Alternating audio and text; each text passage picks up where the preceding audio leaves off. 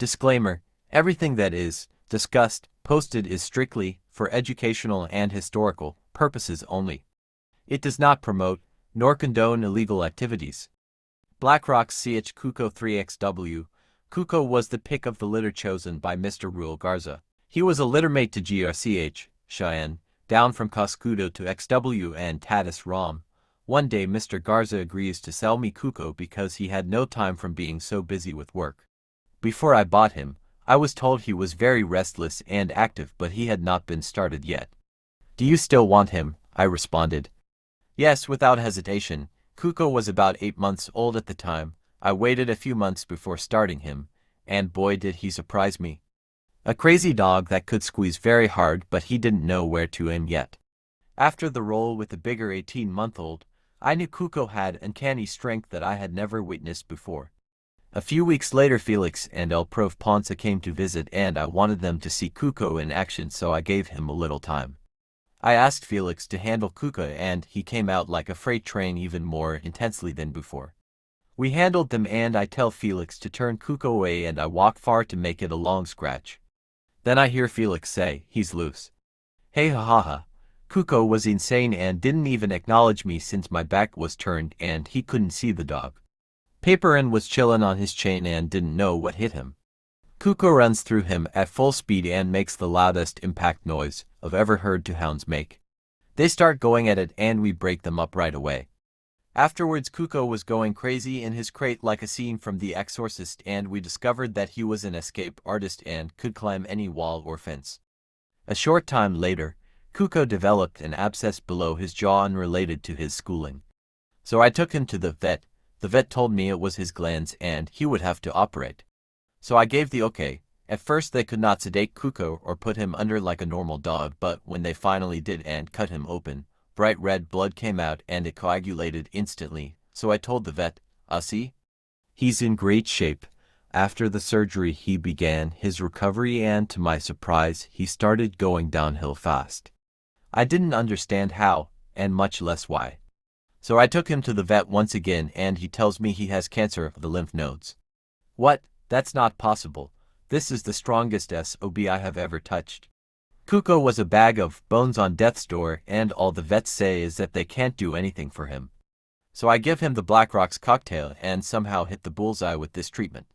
The next day Cuko started eating again and began his recovery. He wanted to live. After that illness Cuko was never the strong freak of nature he once was, so I decided to rest him for more than a year with no action. One day my kennel member Trompas comes to visit and he says he wants to see Cuko go. So we put the other crazy SOB on the yard, Tilak on him. Cuko goes straight for the hind quarters and Tilak feels the power and grabs him by the muzzle. We break them up right away and let Cuko scratch, and Trompas is amazed, but I tell him he is no longer a match dog and leave it at that. A few weeks later Trompas was joking around with STW kennel and somehow they ended up hooked at 19 kilograms. So he calls me and says he hooked Cuko. I tell him I couldn't do it.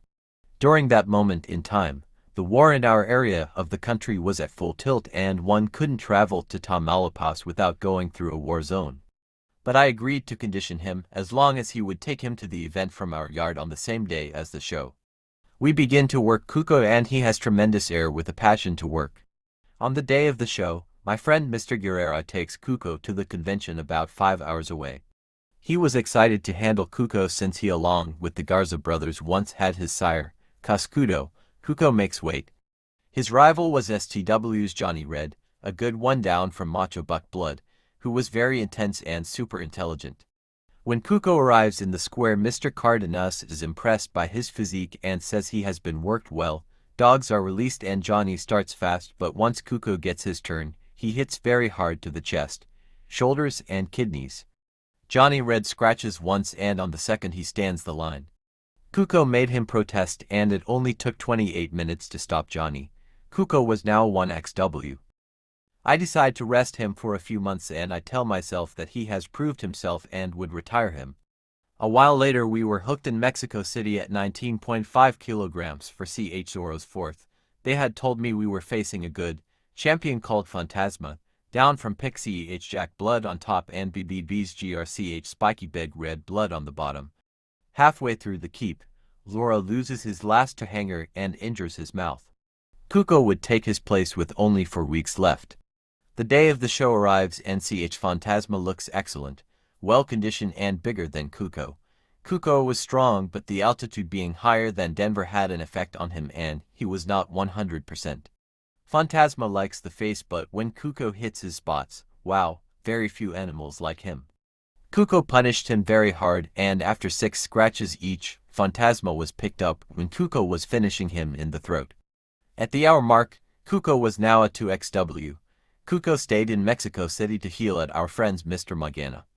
A town was staying at Magana's to condition Grch Sam Jr. for his 6th in Europe. And what a fabulous place for a keep it was. Great altitude and the ranch had a beautiful view of the Popocatépetl volcano and its white snow caps. A town hooks for weights versus Munoz Kennels, a very active fast lane team that wins most times. 2 of the weights were Cuko and Candy going for her Grch. The other 2 were Comanche and another CML dog, both going for their first. I tell a town, since the show is way up there in the mountains, it would be best if he works them at altitude, and he agreed. The day of the show arrives and they had brought a Cardenas dog called Chato who was supposed to have a freak mouth. On that day Cuko looked like when he was a young dog, he had finally got all his strength back and A-Town did an excellent job. Dogs are released and right away Cuko gets in the chest viciously and opens up a severe faucet leak. The rival was hurt and he was slowing down all the time and Cuko goes to the throat, but once he decides to hit the kidneys it's all over. They picked him up almost RIP in a phenomenal display. He became Ch Blackrocks Cuko 3xw. Town then takes Cuko with him close by to Pueblo with the Santanders. I get a call from him and he tells me Cuko escaped and climbed over a fence and killed a sheep. No way, that was the 2nd time he had killed one. The first time one got into the yard and he literally ate all of the insides and left only the hide. He was loco. On 2 occasions he had climbed the wall to the other side with his chain and we would rescue him and perform CPR to revive him, so we kept changing his setup and location. I was about to hook him for Baja when they tell us that we aren't going into Polly from Rosarito Kennels since his dog won't make the weight. The next week Cuko somehow dislodged his house and it landed vertically, where he climbed it and went over the wall once again. This time we arrived too late and Cuko could not be revived. This is how the story ends about a dog that I thought we would never match, and he gifted me a championship, a tremendous animal. Now he rests in peace next to other great warriors in the ground at Blackrocks Kennels yard. This article is dedicated to El Blackrocks Trompas. He was an excellent friend and team member with a gift to make people laugh that very few possess. Thank you, brother, for sharing your contagious joy and wit with us.